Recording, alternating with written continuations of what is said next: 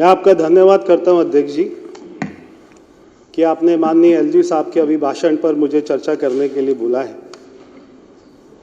और मैं सबसे पहले एलजी साहब का भी धन्यवाद करता हूं कि उन्होंने हमारा मार्गदर्शन किया और यहाँ दिल्ली की समस्याओं को रखा और दिल्ली के समस्याओं का समाधान के लिए भी उन्होंने अपनी बात को रखा। मैं आज सबसे पहले आज की चर्चा की शुरुआत में हमारे भारत के यशस्वी प्रधानमंत्री आदरणीय नरेंद्र मोदी जी का भी धन्यवाद करता हूं। दिल्ली की जनता का भी बहुत बहुत धन्यवाद करता हूं कि उन्होंने इतनी उम्मीदों के साथ में इस बार 8 तारीख को कमल खिलाया। भारत इस दुनिया की सबसे पुरानी और महान सभ्यता है। भारत हमेशा मानवता के इतिहास का केंद्र बिंदु रहा है और दिल्ली उस महान सभ्यता की एक महान राजधानी है। अध्यक्ष जी, दिल्ली केवल एक शहर ही नहीं है, दिल्ली एक मिनी इंडिया है। ऐसे ही देश की कोई जिला नहीं होगा जहां के लोग यहां पर नहीं रहते हैं। दिल्ली भारत की एकता का प्रतीक है। देश की सारी संस्कृति यहां पर दिखाई देती है, देश का सारा व्यंजन यहां पर मिलता है, देश की सारी भाषाएं यहां पर मिलती हैं, देश के सभी त्योहार यहां पर मनाए जाते हैं। मैं अगर कहूं तो गलत नहीं होगा कि दिल्ली देश की आत्मा है और दिल्ली का विकास करना यह हमारा संकल्प है।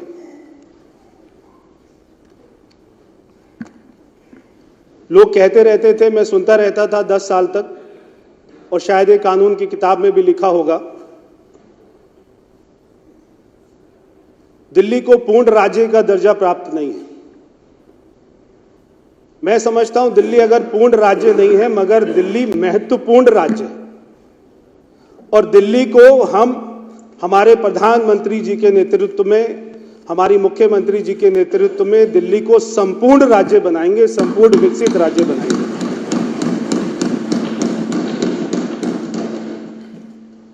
आज जैसे पूरे देश के दिल में मोदी जी बसते हैं, चाहे देश के किसान हो, युवा हो, महिलाएं हो, सारे बुजुर्ग हो, सारे एस्पिरेशनल जो हमारे स्टेट हैं, सारे लोग हैं, आज उनके दिल में मोदी जी बसते हैं। ऐसे ही मोदी जी के दिल में भी दिल्ली बसती है। मोदी जी पिछले 10 साल से दिल्ली में रहते हैं। जब वो 2014 में पहली बार दिल्ली आए थे तो उनको भी कष्ट हुआ होगा कि दिल्ली के बारे में पूरा देश ये सोचता है कि बहुत अच्छी होगी, बहुत सारी सुविधाएं होंगी। जब लोग यहां पर आके देखते हैं दिल्ली की हालत कि जिन लोगों ने यहां पर राज किया है, क्या उन्होंने दिल्ली की दुर्दशा को बना दिया है। 8 तारीख को दिल्ली के लोगों ने यह तय कर दिया कि दिल्ली के शहर के लोगों में केवल विकास बसता है, उनकी रगों में केवल विकास दौड़ता है। ये दिल्ली के लोगों ने तय कर दिया। जब भी विकास की बात होती है तो देश के लोगों को केवल मोदी जी का नाम याद आता है। मोदी जी केवल प्रधानमंत्री ही नहीं है, वो एक संकल्प है, वो एक विश्वास है, वो वह शक्ति है जो हर हमारी आपदा को, हर हमारी चुनौती को अवसर में बदल देते हैं, एक अपॉर्चुनिटी में बदल देते हैं। वो ऐसी शक्ति है। 8 तारीख को कमल खिला, 8 तारीख को एक नए सूरज का उदय हुआ है। हम यहां पे ट्रेजरी बेंच पर बैठे हैं, इसके लिए बहुत लंबा संघर्ष किया है। हमारे कार्यकर्ताओं ने, सारी दिल्ली की जनता ने बहुत ही लंबा संघर्ष किया है। और जब ये संघर्ष करते थे मैं हमेशा सोचता था, मेरे को फैज साहब की 2 पंक्तियां याद आती हैं, दिल ना उम्मीद नहीं नाकाम ही तो है, दिल ना उम्मीद नहीं नाकाम ही तो है, माना लंबी है गम की शाम मगर शाम ही तो है। हमने 27 साल इंतजार किया। 27 साल के बाद में हमको यह मौका मिला है। दिल्ली में केवल कमल ही नहीं खिला, दिल्ली में एक नया सूरज निकला है। यह सरकार अनगिनत लोगों के परिश्रम का परिणाम है। यह सरकार हमारे प्रधानमंत्री के सुशासन का और उनके दृढ़ संकल्प का नतीजा है। यह सरकार पार्टी के वरिष्ठ नेताओं की मेहनत का फल है। यह सरकार बीजेपी के लाखों कार्यकर्ता हैं उनके खून पसीनों का नतीजा है। यह सरकार आरएसएस के विचारों और मार्गदर्शन का नतीजा है। यह सरकार हमारी प्रतिबद्धता और हमारे समर्पण का नतीजा है। आदरणीय अध्यक्ष जी, दिल्ली की समस्या केवल दिल्ली की समस्या नहीं हो सकती है। दिल्ली की समस्या देश की समस्या है, क्योंकि दिल्ली में यहां पर पार्लियामेंट भी है, यहां पर राष्ट्रपति महोदय जी का निवास भी है, यहां पर उपराष्ट्रपति महोदय जी का भी निवास है, यहां पर सुप्रीम कोर्ट भी है, आर्मी हेडक्वार्टर भी है, यहां पे सीबीआई हेडक्वार्टर भी है, यहां पे इलेक्शन कमीशन भी है, यहां पर सारी एम्बेसीज भी हैं, नीति आयोग भी है। ना जाने कितनी कॉन्स्टिट्यूशनल बॉडीज यहां पे दिल्ली में रहती हैं। इसलिए दिल्ली को हमको दुनिया की सर्वश्रेष्ठ राजधानियों में उसमें शामिल करना, इसलिए दिल्ली की समस्या केवल दिल्ली की समस्या नहीं है, दिल्ली की समस्या देश की समस्या है। हम दिल्ली की छवि को क्या सुनते हैं, सारे दिल्ली की जनता क्या चर्चा करती है? खराब मौसम है, खराब हवा है, पॉल्यूशन है, सारी टूटी सड़कें हैं, गंदा पानी है, सारी सीवर लाइन टूटी हुई है, ये दिल्ली की चर्चा करते हैं। आज जहां पर हैदराबाद को आईटी हब के रूप में जाना जाता है, महाराष्ट्र को फाइनेंशियल हब के रूप में जाना चाहता है, बेंगलोर को स्टार्टअप हब के रूप में जाना चाहता है, मगर दिल्ली को मोस्ट पॉल्यूटेड सिटी के रूप में जाना जाता है। दिल्ली में इतना कल्चरल है, दिल्ली में इतना हेरिटेज है, हम दिल्ली को एक अच्छा कल्चर हेरिटेज सिटी बना सकते हैं। हमें भी दिल्ली को देश की, मैं दुनिया की बात नहीं करता, मगर देश की सबसे अंदर सबसे सुंदर सिटी के साथ में लाकर खड़ा करेंगे। ये हमारी सरकार का जो है दृढ़ संकल्प है।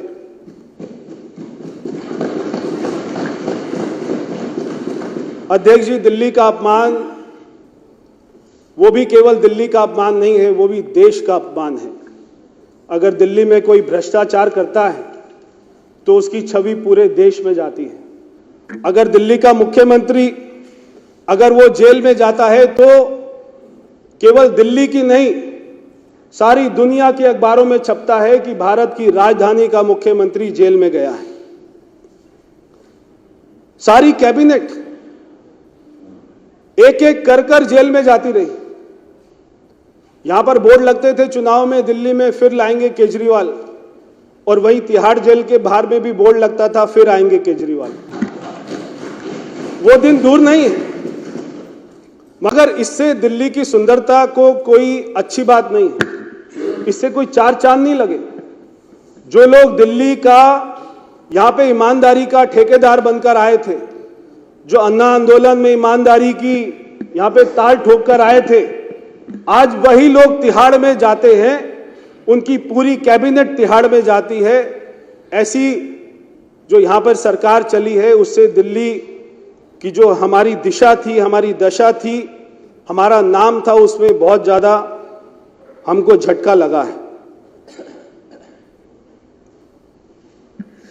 वो कहते थे दिल्ली को पेरिस बनाएंगे, हम ऐसा नहीं कहते हैं। हम कहते हैं दिल्ली को धर्मराज युधिष्ठिर का इंद्रप्रस्थ बनाएंगे।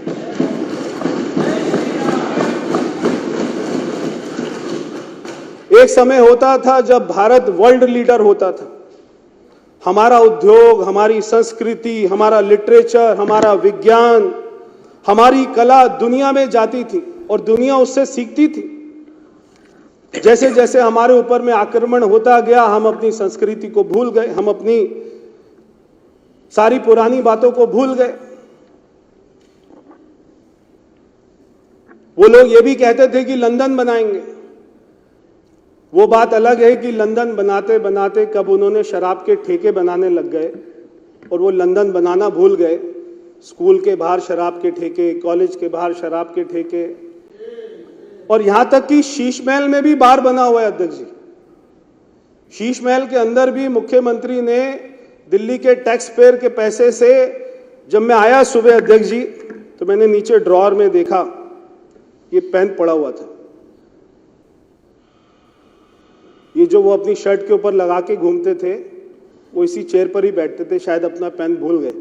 मैं आपको दूंगा, बाद में उनके पास में पहुंचा दीजिएगा। वो ये पेन लगाते थे शर्ट के ऊपर में 5 रुपए का, और आप उनका महल देखेंगे अगर, तो आपको लगेगा दुबई के शेख का एक ऐसा महल है। हम जब गए, सबसे पहले हमारी सरकार बनी, मुख्यमंत्री जी ने अपने दरवाजे खोले कार्यालय के, सारी मीडिया वहां पर आई और सारी मीडिया ने कहा 3 साल में पहली बार आए। वहां के कर्मचारियों ने बोला 3 साल में अंदर पहली बार देखा है। हमारे 8 विधायक जो थे उन्होंने कहा 3 साल में पहली बार अंदर घुसे। यानी मुख्यमंत्री का कार्यालय जिसमें करोड़ों रुपया लगा हुआ है, वो व्यक्ति ये 5 रुपए का रिनॉल्ट का पेन लगाकर और अपनी शर्ट का बटन जो है टेढ़ा मेढ़ा बंद कर और वो इतना करोड़ों रुपया खर्च करता था, शर्म नहीं बची। और वो अपने व्यक्ति को, अपने आप को क्या नहीं किया उसने, किस किस को नहीं बेचा। बच्चों की झूठी कसम तो खाई खाई, हमारी मां यमुना की भी झूठी कसम खाई तो खाई, मगर चुनाव के दिन में 5 तारीख को वो व्यक्ति ने अपने मां बाप को भी नहीं छोड़ा। उनके पिताजी तो चलते फिरते आदमी हैं, और हमें एक चैनल ने बताया कि जब वो व्हील चेयर पर उनको लेकर जा रहे थे तो उससे 10 मिनट पहले ही उन्होंने एक चैनल को इंटरव्यू दिया। केजरीवाल अपने मां बाप को भी मार्केटिंग करने से नहीं छोड़ता है। वो उनको व्हील चेयर पर लेके गया ताकि उनको सिंपैथी मिले। अरे सड़कें बना दी होती, सीवर लाइन ठीक कर दी होती, नाले साफ कर दिए होते, यमुना साफ कर दी होती, तो ये सारे झूठी कस्में, झूठे ये सारी मार्केटिंग ये करने की जरूरत नहीं पड़ती। ये शीश महल बनाना और ऐसा आलीशान ऑफिस बनाना और ऐसी महंगी महंगी गाड़ियों में घूमना और ये प्राइवेट चार्टर में घूमना, अगर व्यक्ति, मैं जब गया था हमारी माननीय मुख्यमंत्री जी के दफ्तर में, मैं बैठा वहां पर, तो मैं 5 मिनट के बाद में मेरा मन किया कि मैं उठकर चला जाऊं, क्योंकि मुझे लगा कि जो इस कमरे में इतने अच्छे दफ्तर में बैठेगा वो तो दिल्ली की सड़कों पर जा ही नहीं सकेगा।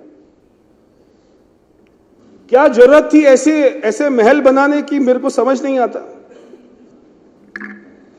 दिल्ली का विकास पिछले 10 साल में होर्डिंग पर चढ़ गया था। दिल्ली पर नहीं था, सड़कों पर नहीं था, होर्डिंग पर चढ़ गया था। होर्डिंग से सड़क पर नहीं उतरने का नाम ले रहा था कि सड़क पे उतर जाओ भाई, वो कह रहा नहीं होर्डिंग पे ठीक हो। 500 करोड़ रुपया होर्डिंग, 500 करोड़ रुपया विज्ञापन, 500 करोड़ रुपया चैनल, 500 करोड़ रुपया अखबार, नीचे नहीं आ रहा था। ये हमारी सरकार का संकल्प है कि उसको होर्डिंग से उतारकर सड़क पर लेके आएंगे, दिल्ली की सड़कों पर विकास दिखाई देगा। जब मैं केजरीवाल जी को देखता था और सोचता था, क्योंकि मैंने मेरे पिताजी को भी देखा, मैंने हमारे स्वर्गीय मदन लाल खुराना जी को भी देखा, मैंने स्वर्गीय हमारी दिल्ली की पूर्व मुख्यमंत्री श्रीमती सुषमा स्वराज जी को भी देखा। ये सारे नेताओं को देखने के बाद में जब मैं केजरीवाल जी को देखता था तो मुझे 2 पंक्ति याद आती थी। क्षण भर का है जीवन क्यों इतना गुमान है, क्षण भर का है जीवन क्यों इतना गुमान है, ना लाया था कुछ ना ले जाएगा कुछ, किस बात का अभिमान है। क्या अभिमान था? आप आए थे दिल्ली की जनता की सेवा करने, सेवा करते, काम करते। दिल्ली के लोगों के सारे कोविड चल रहा था तो कोविड में कहीं नहीं जाना, दिल्ली के लोग मर रहे थे, कहीं नहीं जाना, अपने शीश महल में बैठे रहना। ऐसे दिल्ली का अध्यक्ष जी विकास नहीं हो पाता।